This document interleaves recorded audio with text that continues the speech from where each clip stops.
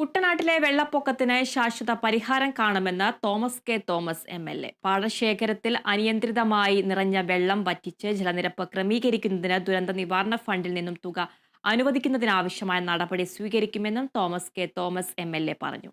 ഗ്രാമപഞ്ചായത്ത് കോൺഫറൻസ് ഹാളിൽ വിളിച്ചു ചേർത്ത അടിയന്തര യോഗത്തിന് ശേഷമായിരുന്നു അദ്ദേഹത്തിന്റെ പ്രതികരണം. പാടശേഖരങ്ങളിലെ പുറംബണ്ട് ബലപ്പെട്ടിട്ടില്ല. അതാണ് മെയിൻ വിഷയം. ഇതാണ് ഗവൺമെന്റ് ശ്രദ്ധയിൽ എനിക്ക് പെടുത്താനായിട്ടുള്ളത്. ഞാൻ അതിനെ മുഖ്യമന്ത്രിയുടെ ശ്രദ്ധയിൽ ഈ വിഷയം നേരത്തെ പെടുത്തിയിട്ടുണ്ട്. ഇവർക്കെല്ലാം ട്രാക്ടർ റോഡ് കൊടുത്തേ ഒക്കത്തുള്ളൂ. അല്ലെങ്കിൽ ഒരു കാരണവശാലും കുട്ടനാട്ടിൽ ശാശ്വതമായ ഒരു കൃഷി നടക്കത്തില്ല. കാരണം ഇവിടെ പല മോട്ടോർ തറകൾ ഇരിക്കുന്നത് ഭയങ്കര ഡെലിക്കേറ്റഡ് ആയിട്ടുള്ള ബണ്ടുകളുടെ മണ്ടയ്ക്കാണ്. അത് ഏത് സമയത്തും അവിടെ മട വീഴാനുള്ള സംവിധാനമുണ്ട്.